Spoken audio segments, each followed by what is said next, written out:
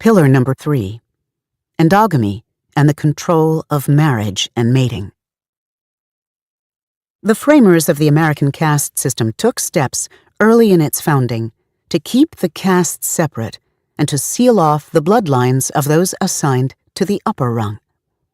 This desire led to the third pillar of caste, endogamy, which means restricting marriage to people within the same caste. This is an ironclad foundation of any caste system, from ancient India to the early American colonies to the Nazi regime in Germany. Endogamy was brutally enforced in the United States for the vast majority of its history and did the spade work for current ethnic divisions.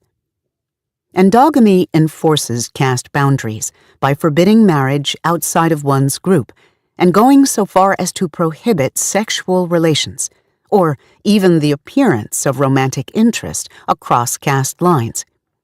It builds a firewall between castes and becomes the primary means of keeping resources and affinity within each tier of the caste system. Endogamy, by closing off legal family connection, blocks the chance for empathy or a sense of shared destiny between the castes. It makes it less likely that someone in the dominant caste will have a personal stake in the happiness, fulfillment, or well-being of anyone deemed beneath them, or personally identify with them or their plight.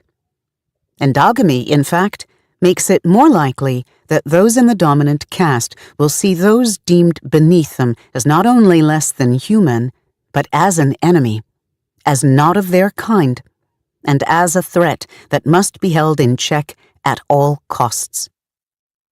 Caste, wrote Bhimrao Ambedkar, the father of the anti-caste movement in India, means an artificial chopping off of the population into fixed and definite units, each one prevented from fusing into another through the custom of endogamy.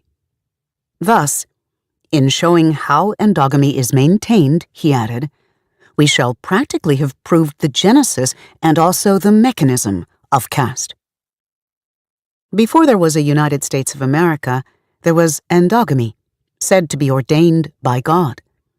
One of the earliest references to what would come to be known as race in America arose over the matter of sexual relations between a European and an African.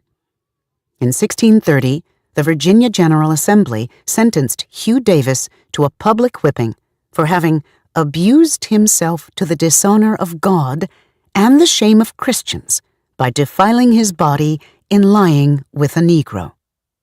The Assembly went to the trouble of specifying that Africans, who might not normally be permitted to observe the punishment of a dominant caste man, had to attend and witness the whipping of Davis. This served a dual function in the emerging caste system. It further humiliated Davis before an audience of people deemed beneath him, and it signaled a warning to those being banished to the lowest caste in a country that did not yet even exist. If this was the fate of a white man who did not adhere to caste boundaries, so much worse will it be for you. By the time of Davis's sentencing, European men had been having sex with African women, often without consent or consequence to themselves, throughout the era of the slave trade, and had grown accustomed to acting upon their presumed sovereignty over Africans. So for the colonial fathers to condemn Hugh Davis to public humiliation for behavior that many took as a birthright meant that he had crossed a line they found threatening to the hierarchy, something about the way he related to his mate that got their attention and required their intervention. The emerging caste system permitted the exploitation of the lowest caste, but not equality or the appearance of equality, which is why endogamy, which confers an alliance between equals in the eyes of the law, was strictly policed, and rape of lower caste women ignored. The case of Hugh Davis was not only the first mention of race and hierarchy in America, but also the first attempt at setting the boundaries of publicly known relationships across caste lines. 10 years later, another white man, Robert Sweet, was forced to do penance when it came to light that he had gotten an enslaved black woman, owned by another white man, pregnant. By then, the focus of caste enforcement had shifted.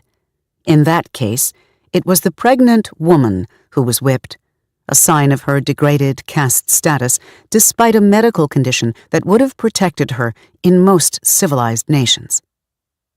In 1691, Virginia became the first colony to outlaw marriage between blacks and whites, a ban that the majority of states would take up for the next 3 centuries. Some states forbade the marriage of whites to Asians or Native Americans in addition to African Americans, who were uniformly excluded.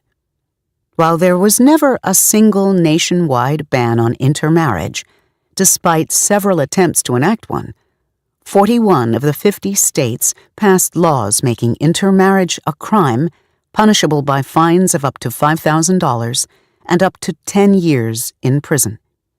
Some states went so far as to forbid the passage of any future law permitting intermarriage.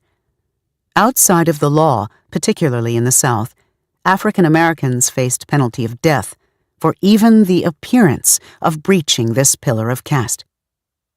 The Supreme Court did not overturn these prohibitions until 1967. Still, some states were slow to officially repeal their endogamy laws.